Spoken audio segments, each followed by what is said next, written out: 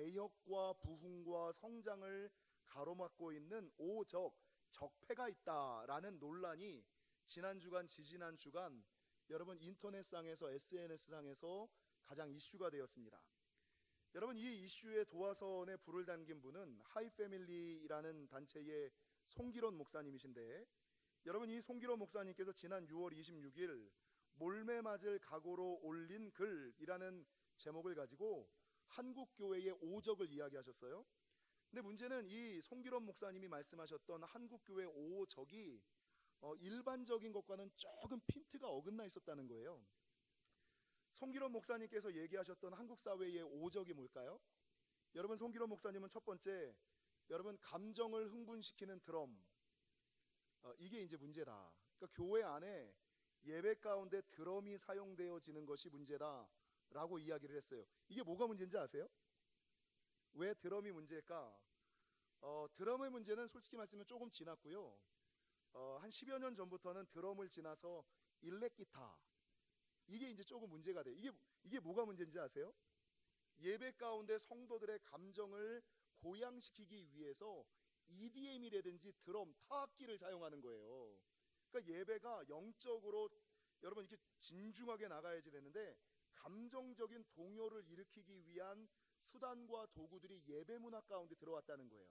이게 이제 송기론 목사님의 주장이에요. 일면 맞는 말도 있고 일면 틀리는 의미도 조금 있긴 합니다. 어찌됐건 송기론 목사님이 얘기하셨던 첫 번째 적은 한국 교회 예배의 감정을 흥분시키는 드럼. 두 번째가 뭔지 아세요?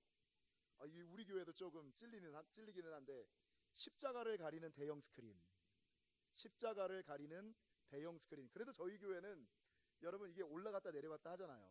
근데 십자가가 있어야지 되는 자리에 대부분 한국 교회는 뭐가 있어요? 대형 스크린이 있거든요. 저희 교회도 지금 영상을 교체하는 작업을 해요.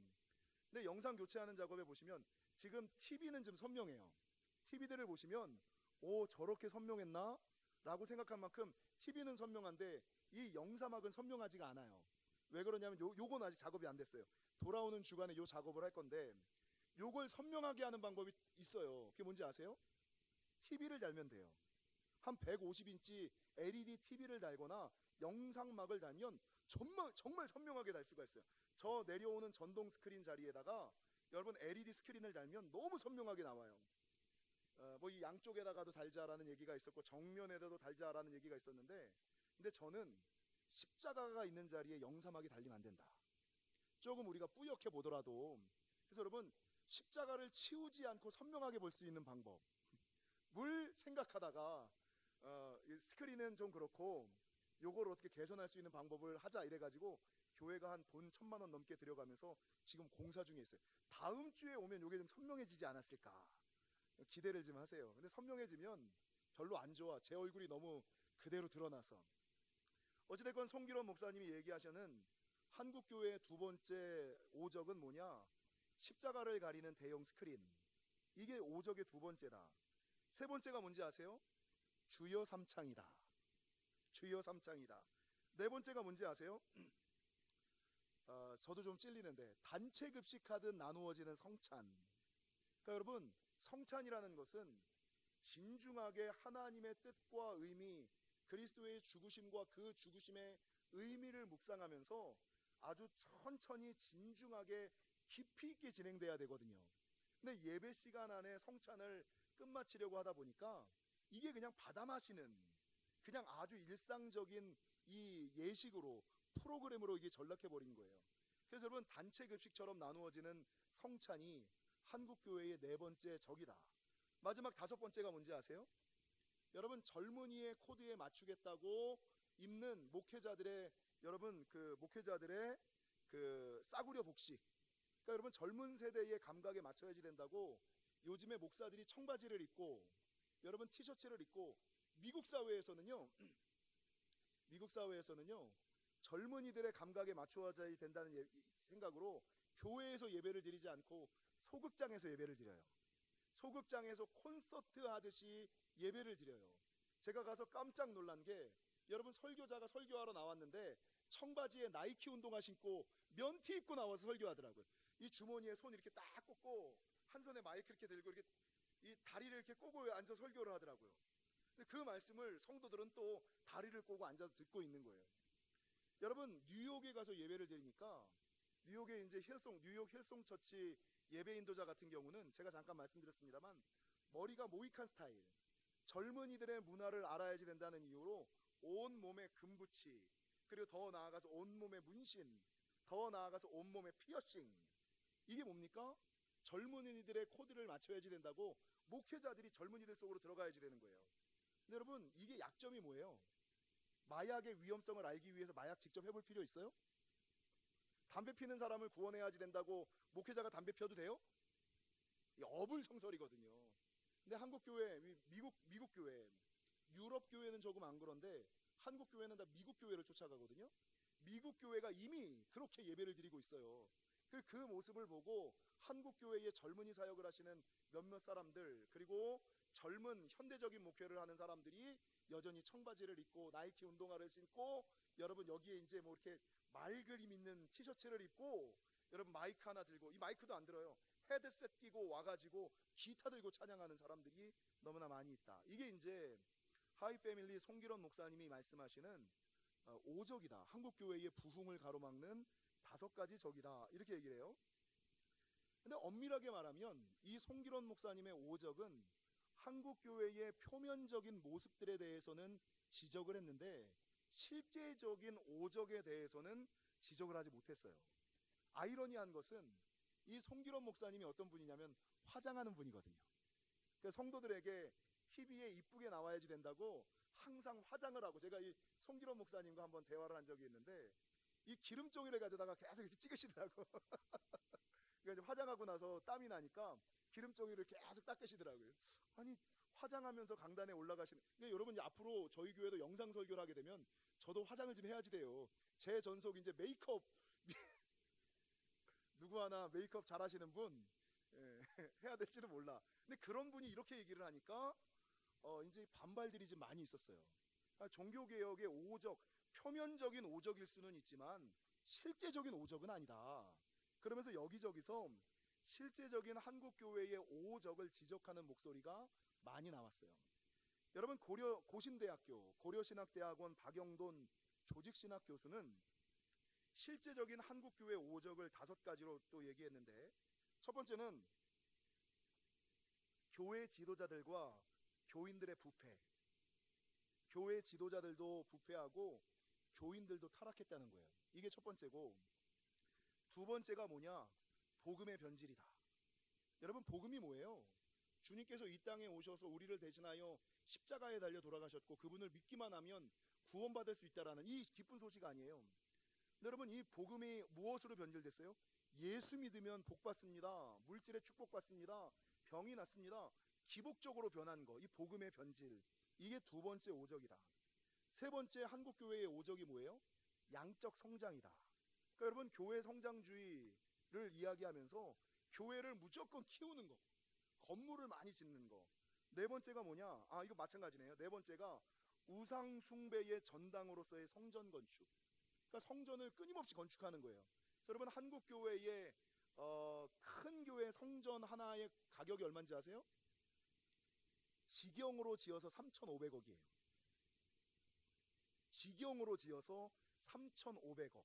그러니까 일반 건축 회사에다가 건축을 맡기면 4천억, 5천억 정도의 건축비가 들어간다. 놀라지도 않으시죠? 우리는 다 그 정도는 있으니까. 이게 여러분, 너무 성전 건축에 매입하는, 교회가 커지는 것이 신앙이 커지고 하나님 나라가 확장되는 것인 것처럼 착각하는 사람들. 이게 네 번째였고요. 다섯 번째, 박영돈 교수가 얘기하는 것은 교회 분열과 교회의 사유화. 교회 분열이라는 것은 뭡니까? 목사와 성도가, 목사와 장로가, 장로와 안수집사와 안수집사와 권사가, 직분자와 평신도가 여러분 구분을 두는 것. 또 하나가 뭐예요? 교회의 사유화. 교회의 사유화의 가장 대표적인 게 뭐예요? 세습. 여러분, 교회를 물리잖아요. 여러분, 교회가 우리 교회 누구 거예요? 정도환 목사 거예요? 여러분, 아닙니다. 그래도 여러분, 참 감사한 것은 저희 교회는 교회 건물과 재산이 총회 유지재단에 들어가 있어요.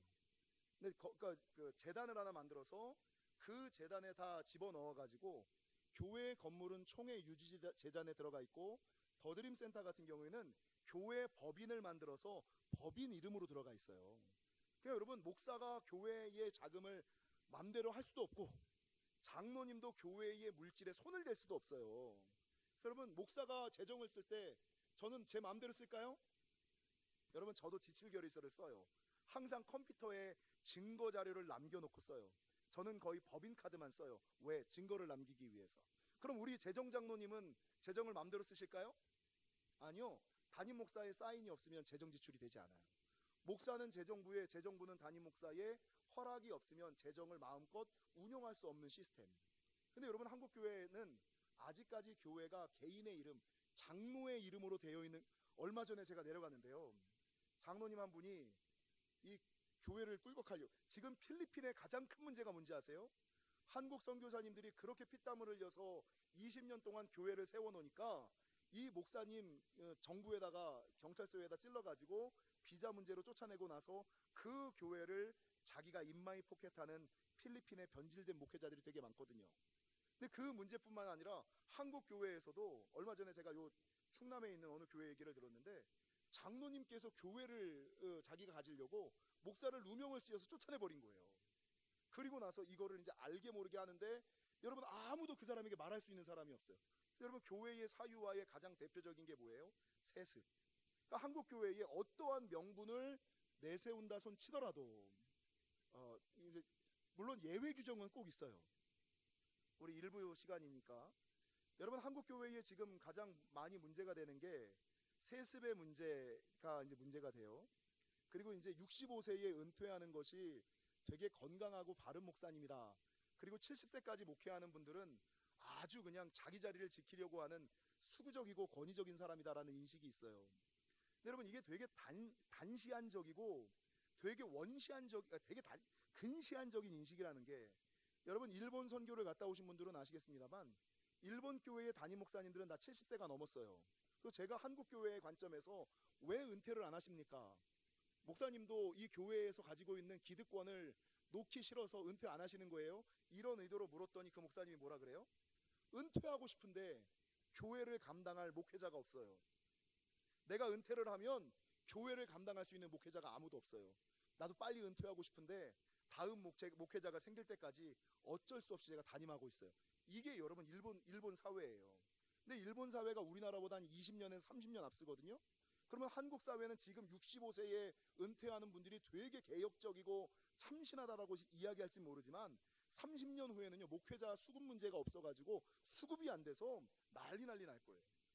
여러분, 한국에 있는 어느 섬에서 목사님께서 일평생 시골교회를 섬기셨어요.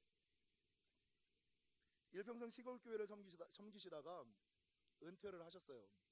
근데 깨끗한 마음으로 교회를 세습하지 않으려고 공고를 냈어요. 시골교회를 섬길 목회자를 모십니다. 근데 문제는 이 교회가 규모가 너무 작고 섬 안에 있는 교회이기 때문에 여러분, 목회자의 생활비를 대줄 수가 없는 교회인 거예요. 그러다 보니까 아무도 이 교회에 와서 교회를 감당하려고 하는 사람들이 없어요. 근데 그 목사님의 아들이 목사님이셨는데, 아버지가 일평생 교회로부터 사례도 없이 농사 지어가면서 교회를 지켜가신 그 뜻을 이어받고자, 그 유지를 이어받고자 자기가 서울에서 좋은 교회 목사를 할 수 있음에도 불구하고 섬에 가서 그 교회를 물려받았어요. 그런데 총회에서 뭐라 그랬냐면 세습이다. 막아버린 거예요. 여러분, 항상 모든 법에는 예외 규정이 있어요. 근데 여러분, 모든 것을 획일적으로 바라보는 이런 문제들, 어찌됐건 한국 교회의 5번째, 여러분, 5적은 뭐예요? 교회의 세습.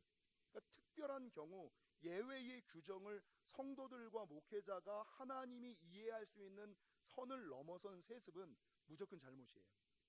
여러분, CBS 권영률 본부장, 전문가가 바라본 한국 교회의 5적은 뭘까요? CBS 기독교 방송의 권영률 본부장은 금권 선거. 그러니까 여러분, 노회장이 되고 총회장이 되려면 돈을 써야 된대요.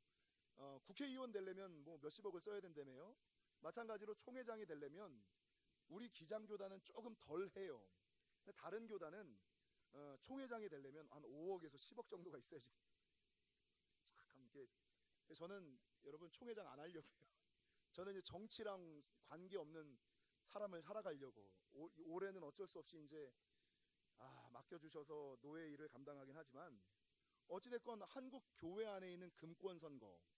두 번째가 뭐예요? 이분의 말은 좀 맞는 것 같아요. 제왕적으로 군림하는 목회자. 교회의 모든 일을 담임 목사 한 사람이 좌지우지하는 것. 이게 제왕적으로 군림하는 목회자. 세 번째, 교회의 오적이 뭡니까? 자신이 교회의 주인인 것처럼 착각하는 장로들. 여러분, 장로님들과 목사님들은 좀 달라요. 목사는 교회의 대표예요. 장로는 뭐예요? 교인의 대표예요. 목사는 교회의 대표고 장로는 교인의 대표예요.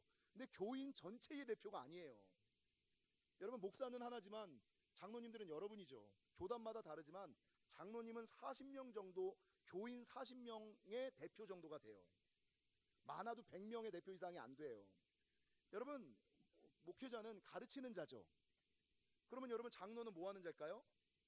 섬기는 자예요. 근데 장로님들이 가르치려고 해. 교인들을 가르치려고 하고, 목회자를 가르치려고 하고, 부교육자들을 가르치려고 해. 여러분, 가르치는 일은 전문가가 하는 거예요. 근데 여러분, 이게 뭡니까? 교회를 자기 것인 양 착각하는 여러분 장로들, 이게 교회 안에 세 번째 적이다. 네 번째 적이 뭐예요? 기복적인 신앙, 맹신적인 신앙.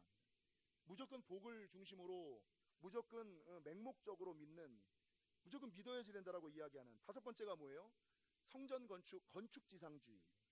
그러면 여러분, 신학자가 본, 목회자가 본 오적, 신학자가 본 오적, 전문가가 본 오적, 평신도가 본 오적은 뭘까요? 여러분, 평신도를 대표하는 이재호 변호사가 한국교회의 오적을 이야기했어요. 첫 번째, 자정 능력이 없는 담임 목사 중심의 한국교회 조직의 후진성. 자정 능력이 없는 담임 목사 중심의 한국교회 조직의 후진성. 두 번째가 뭡니까? 후진적 구조에서 자라는 권력욕에 물든 목회자. 그래서 여러분, 목회자가 제일 조심해야 되는 게 뭐예요? 첫 번째, 목회자가 조심해야 되는 게 뭐예요? 여자. 두 번째, 목회자가 조심해야 되는 게 뭐예요? 돈.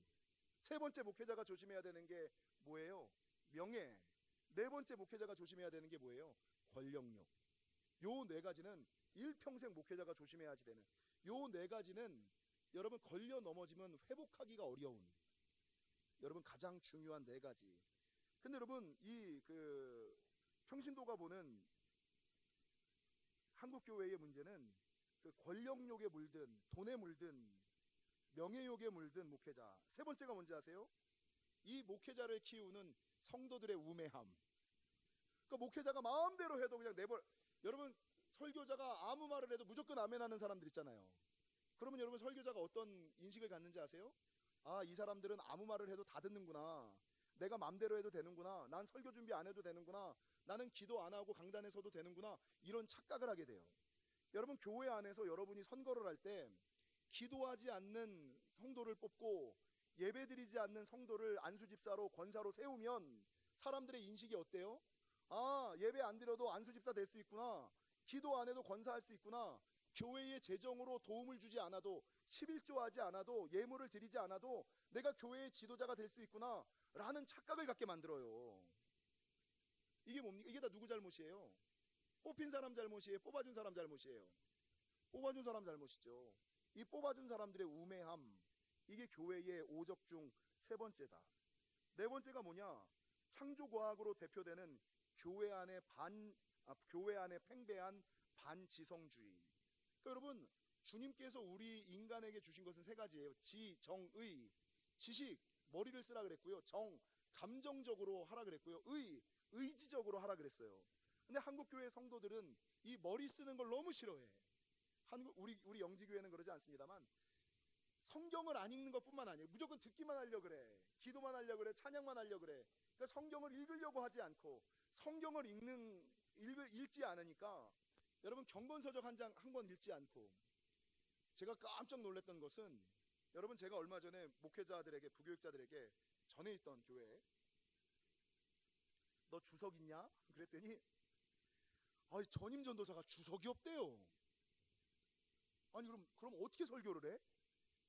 자기 설교를 어떻게 검증을 하냐고요. 자기가 말하는 것을 어떻게 주석 한 권 없는 목회자가, 주석을 안 보는 목회자가 무슨 설교를 해? 얼마나 잘못될 수 있는 위험이 있어.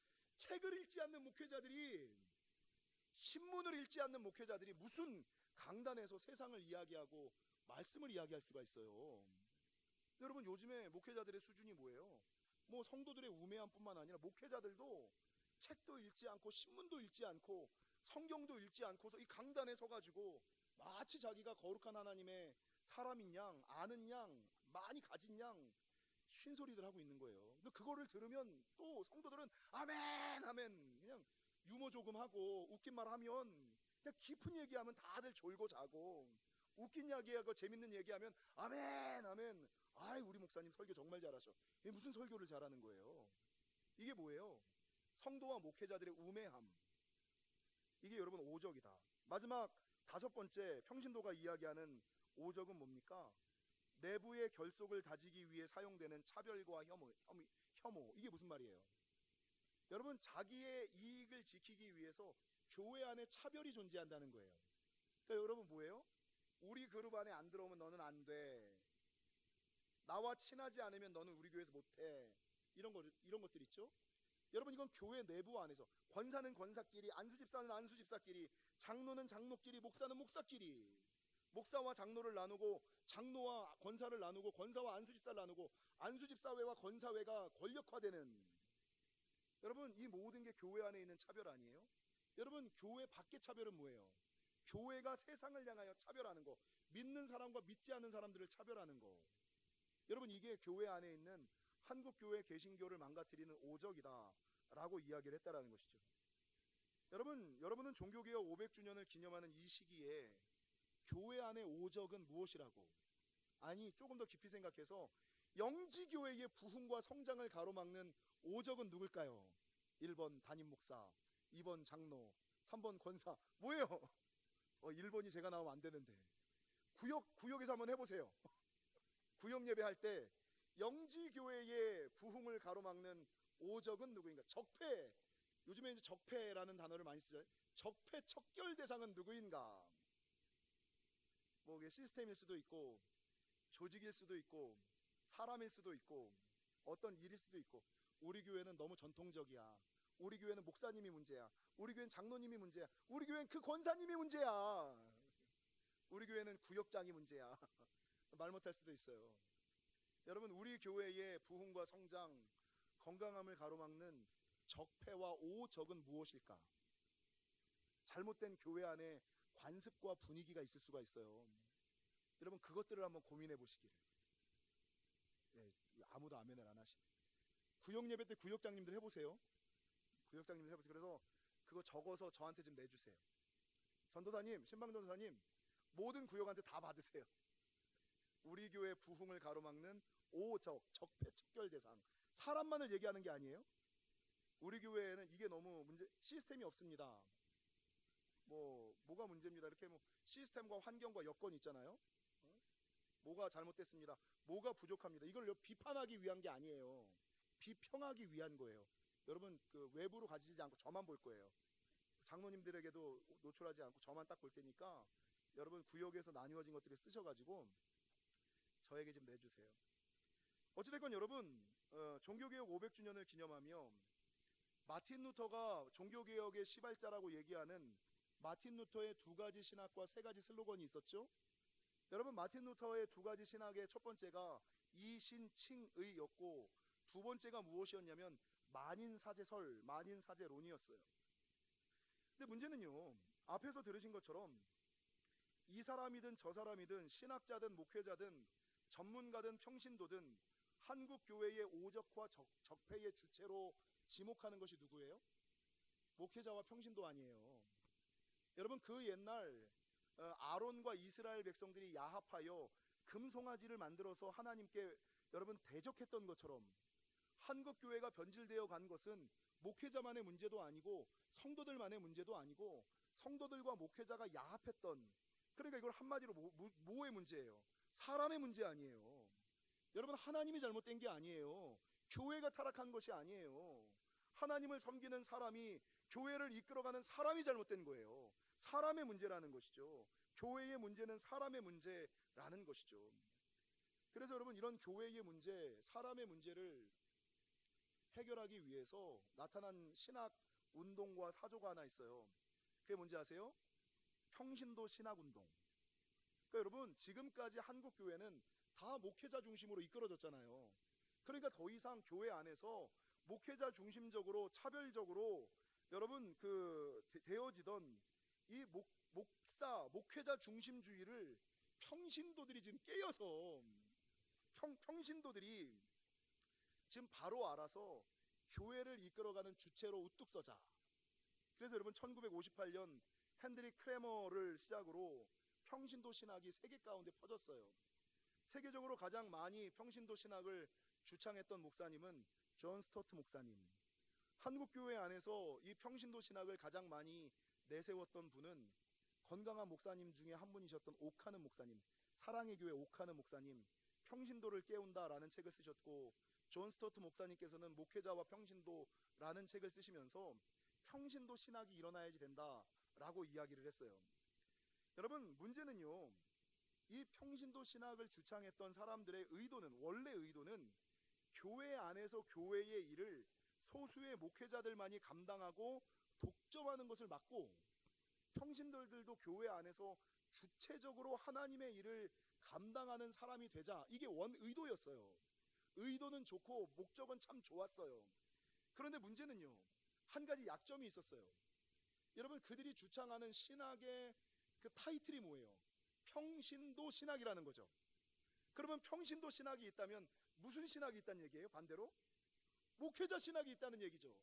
그러니까 이들이 맨 처음에 내세울 때 목회자들 중심으로 이끌어지던 교회 안에 있는 차별을 막고 모두가 하나 되기 위해서 평신도 신학을 내세웠는데, 자신들이 내세운 의도와 목적은 좋았지만 자신들이 내세운 평신도 신학이 교회 안에 또 다른 차별을 불러온 거예요. 또 다른 구별을 불러온 거예요. 무슨 말인지 이해가 되세요? 좀 신학적인 용어라. 여러분, 목회자 중심 차별적인 교회 안에 있는 문화를 없애려고 평신도 신학을 내세웠는데, 평신도 신학을 이야기하다 보니까 평신도가 아닌 사람도 있다는 것을 인정하는 게 되는 거잖아요. 이해가 안 가세요? 오늘 설교는 평상시 설교랑 조금 다르죠. 좀 논리적으로 차분히 설교를 하려고 한 거예요. 여러분, 이 평신도 신학의 약점, 자기도 모르게 의도는 좋았지만 또 다른 차별을 가지고 왔다. 평신도와 목회자를 구분했다. 라는 것은 500년 전에 마틴 루터가 종교개혁을 이끌었던 첫 번째 이유가 뭐예요? 교회 안에 있는 차별을 폐지하자. 오늘 이 베드로전서 2장 9절의 말씀이 뭐예요? 너희는 택하신 족속이요 왕같은 제사장들이요 거룩한 나라요 그의 소유가 된 백성이라. 교회 안에서 차별은 있을 수가 없다. 너만 목사냐? 너만 목회자냐? 너만 제사장이냐? 주님께서 십자가에 달려 돌아가신 이유가 뭐예요? 십자가상에 달려 돌아가시면서 제일 먼저 일어난 기적이 뭡니까? 성전 휘장이 위에서부터 아래로 찢어진 것 아니에요. 여러분, 이게 뭘 의미하는 거예요? 그 옛날의 지성소에는 목회자들만이, 그것도 대제사장만이 들어갈 수가 있었어요.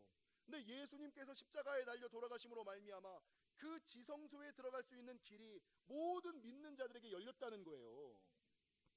근데 어느 순간부터 목회자들만이 여전히 지성소에 들어가서 지성소에 들어간 사람들에게 부어주시는 하나님의 은혜와 은총만을 목회자들만이 누리고 있다는 것이에요.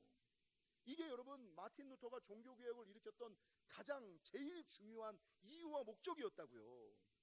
그런데 여러분, 이 평신도 신학을 내세우다가 어느 순간인가, 여러분, 성경은 분명히 차별을 폐지했는데 또 다른 차별을 만든 것이 평신도 신학의 약점이다. 특별히 제가 오늘 평신도 신학을 자꾸 말씀드리는 이유 중에 한 가지는 이 평신도 신학이 만인사제의 관점에서 조금 잘못 이해될 수 있는 약점을 가지고 있기 때문이에요.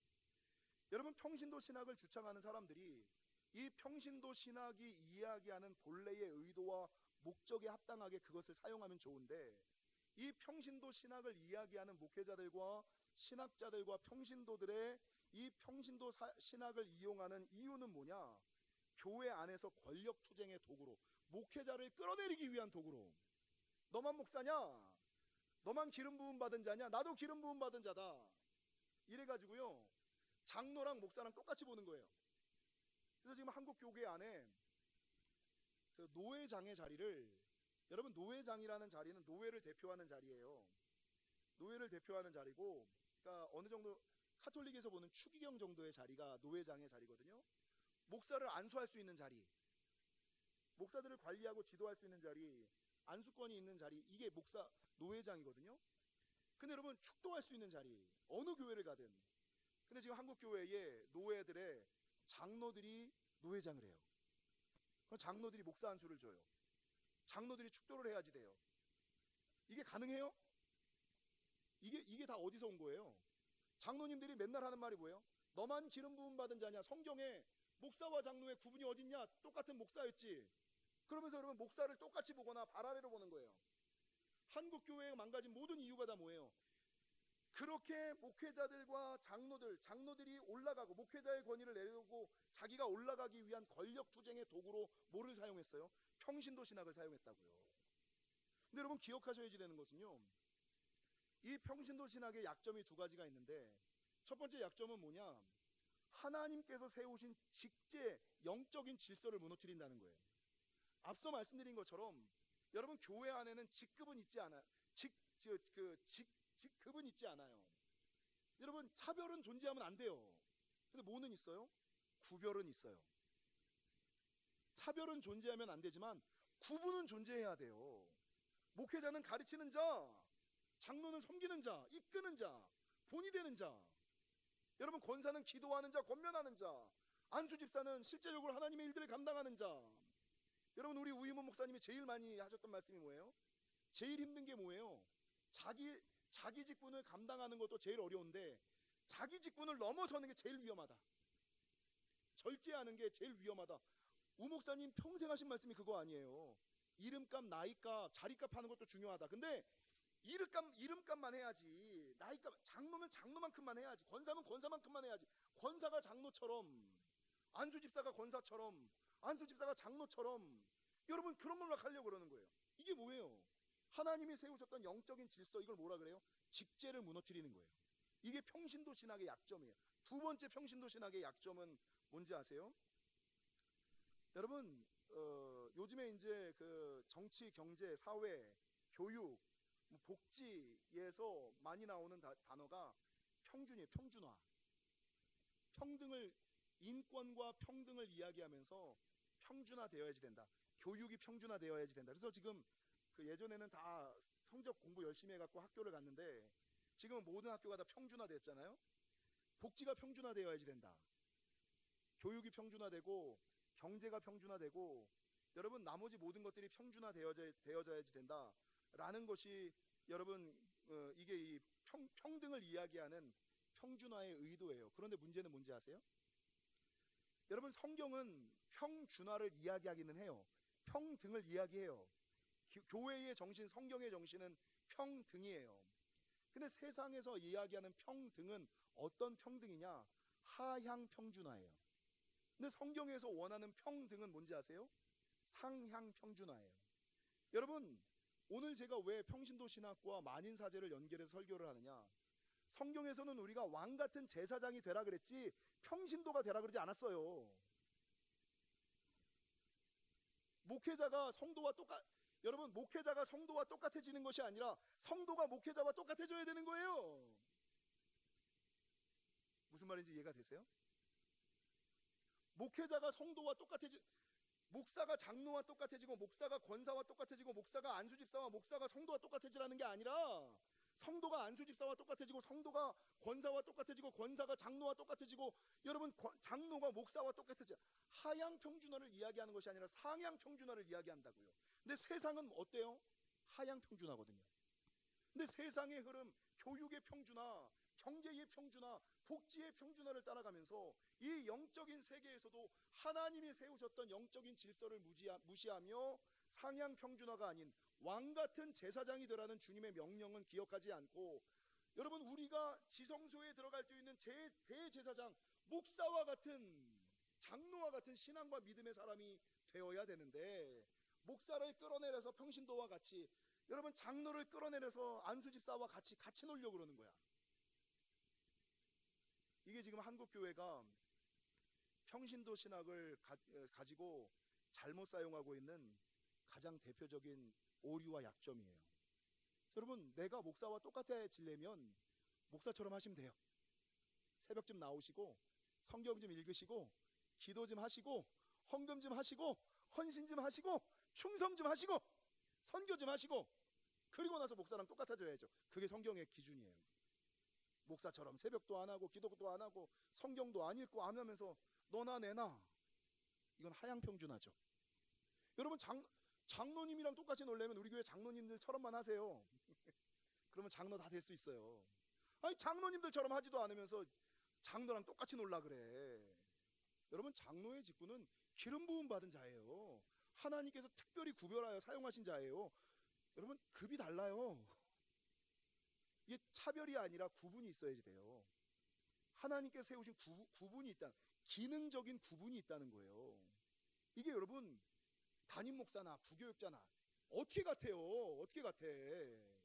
하나님이 세우신 구분이 있는데, 하향평준화의 가장 대표적인 잘못된 예가 뭔지 아세요? 하향평준화의 가장 대표적인 예? 여러분, 평준화하면 좋을 거라고 생각하시죠? 근데 평준화를 하니까 뭐가 없어요? 성장과 발전이 없어요. 그리고 성장과 발전, 경쟁이 없으니까 성장과 발전이 없고, 성장과 발전이 없으니까 침체에 들어가요. 그리고 끝내는 망해요. 가장 대표적인 게 뭐예요? 공산주의. 공산주의가 평등, 성경의 정신에서 평등을 끌어다가, 여러분 세상에 법 앞에 모두는 다 만인은 평등하다, 이건 맞는 말이긴 한데, 평등한 사람 모두 다 평등하다라고 이야기하면서 다 하향평준화 시켰잖아요.